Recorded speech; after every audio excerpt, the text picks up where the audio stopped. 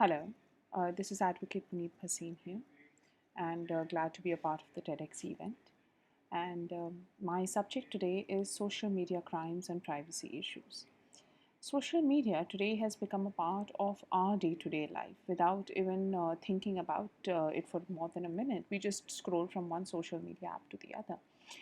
Now, why exactly have we reached out to social media becoming such an important part of our lives? It has become a medium for validation. So almost each one of us, if we wear a new dress, want to be validated by multiple people as to how are we looking, the praises. All of these have become an important part of our lives. The likes, the thumbs down, the thumbs up, it's all become so important. Anonymity.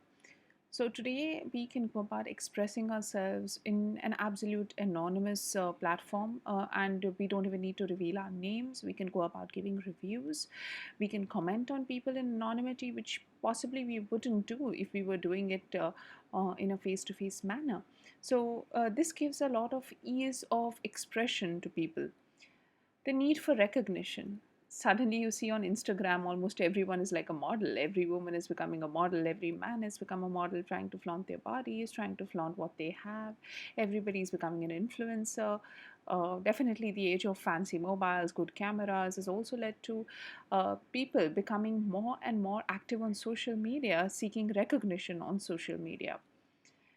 Now, it gives you an escape from your dull and normal life. It helps you live a imaginative life, a new life, where, let's say, maybe in real life you are quite boring, but suddenly in the digital world, you have an option of creating a new image of yourself.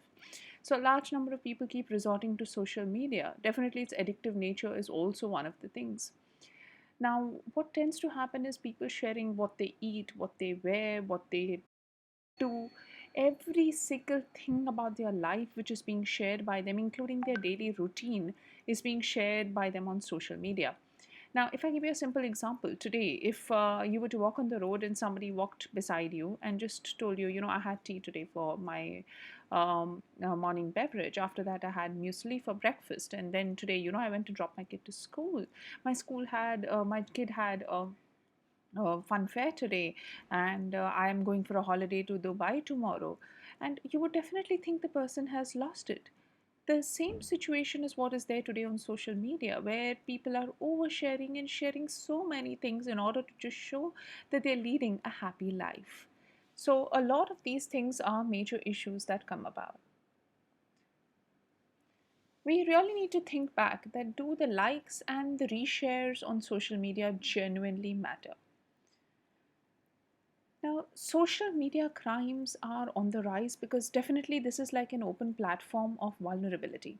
So, people who are of a lot of vulnerabilities getting displayed on social media platform, your fears, your happiness, your joy, your weak points of life, whether that may be your family, your children, you're exposing so many things, which is going to lead to you opening up a Pandora's box about your life. And a lot of real time crimes or real world crimes are also stemming from social media today. The reason being that the social media is providing so much of fodder to criminals. So they know exactly when you're going for a holiday, when is your house empty, they know what's your child's name, school details for any potential kidnapping, they know exactly where your spouse is working, they know where are you going, which place are you, and you're tagging yourself everywhere, giving your locations. So all these things are repeatedly being done by you, which are actually creating a database for cyber criminals, and not just cyber criminals but also mainstream criminals, where they can misuse this data against you. Let's just look at a couple of cyber crimes which are absolutely popular right now. So, I would say in the last 2 years, we've seen a large amount of social media crimes rising.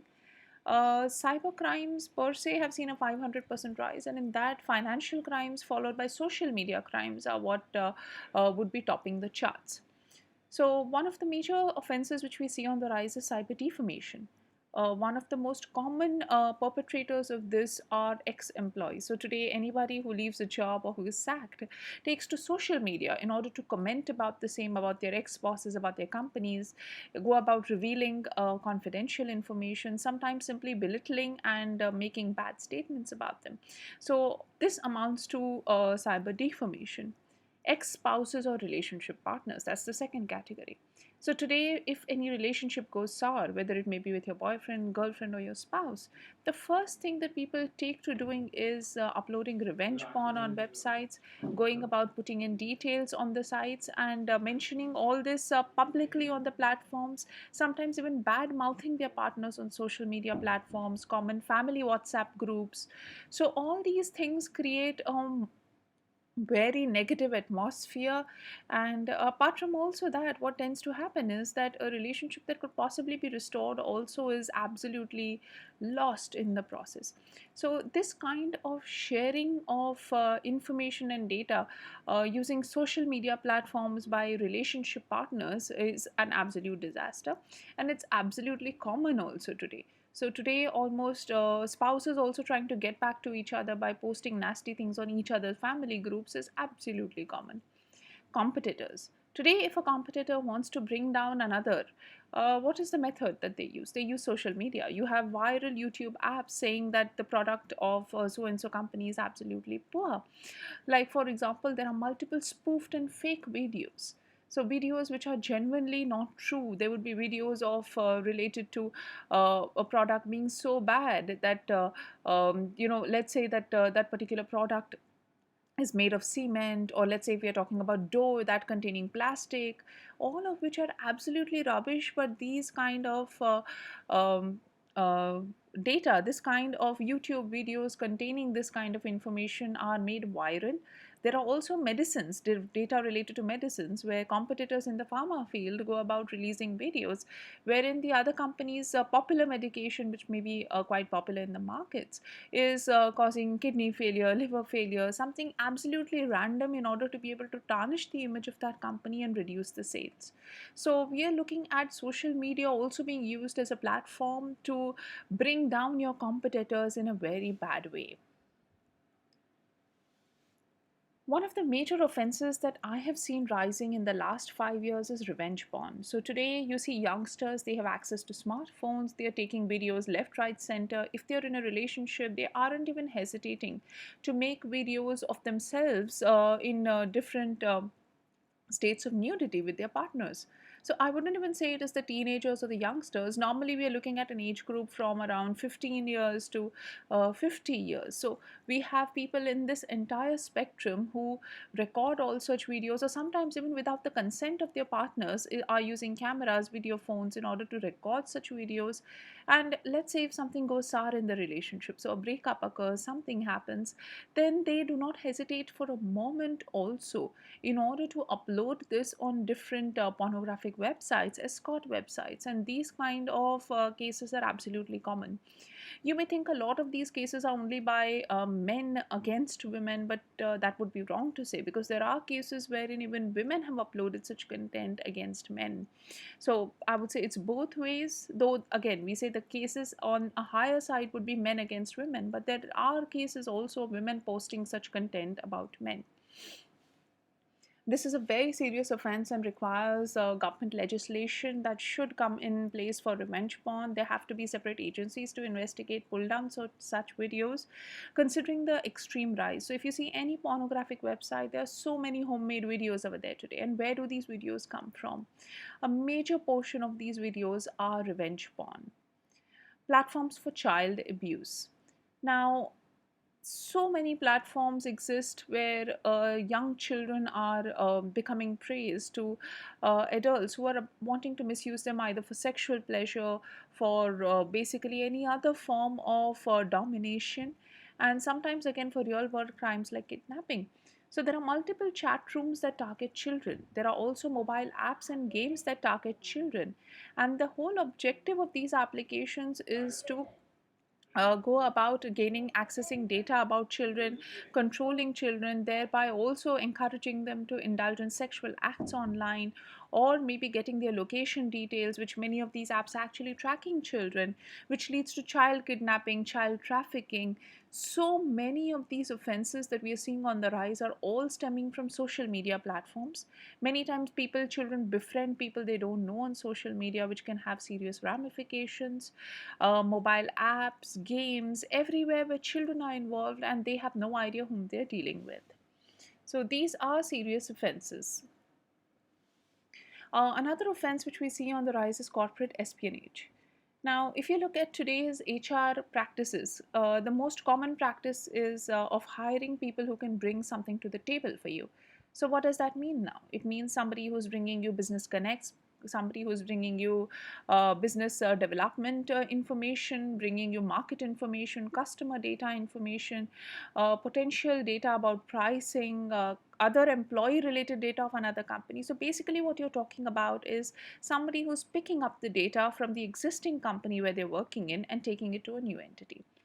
Now, this technically is data theft. So, what we are looking at is that a large amount of social media crimes are also um, one of the key ones is corporate espionage, where there is a lot of such data which is being picked up by employees, shared on social media sites, whether it may be over LinkedIn, whether it may be over multiple other platforms. And we are looking at this, even employees sharing their locations with respect to what they're doing, checking in there wherever placed, whichever conference or whichever meeting they're going into. So let's say on Facebook, on multiple other sites, they are checking in their location. So even competitors know exactly where the employees are headed, what is going on.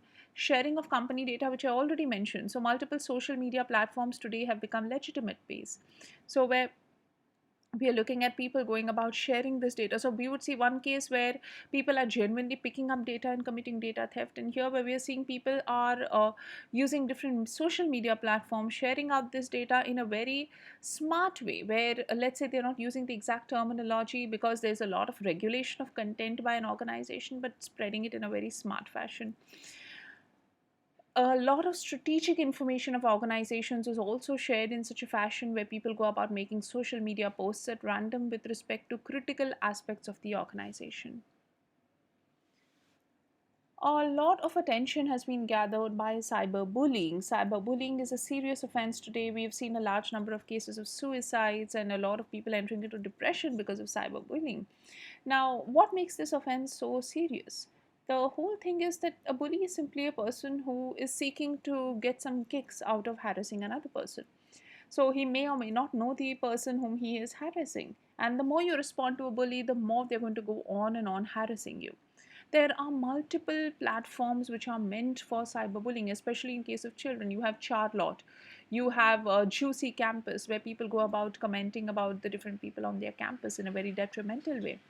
You have WhatsApp groups where there is a lot of negative information which is being shared by parties about each other, including ridiculing information. You have people posting such things on Instagram, on Twitter. You have tweets also which are absolutely in a harassing nature. On Facebook, people posting bad posts, comments, derogatory comments, ask.fm. All of these are examples of cyberbullying on social media. Now, this is definitely a major offense and punishable.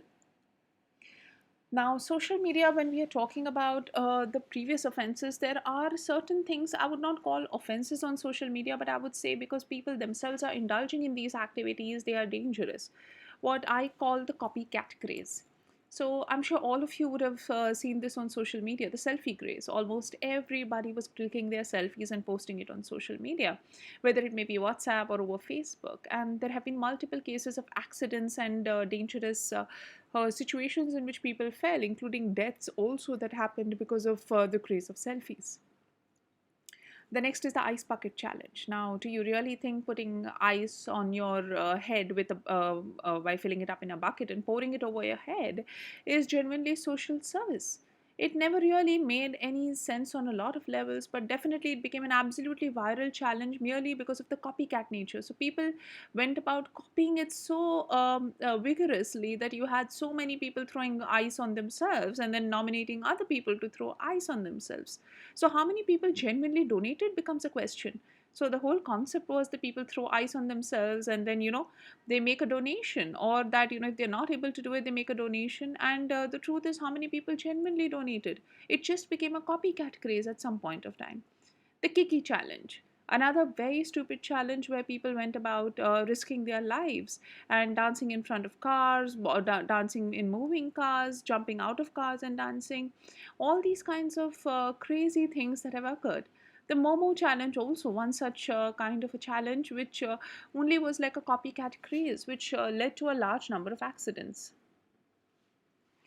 We also, these kinds of copycat situations and crazy activities are what also make social media a major risk, especially to youngsters.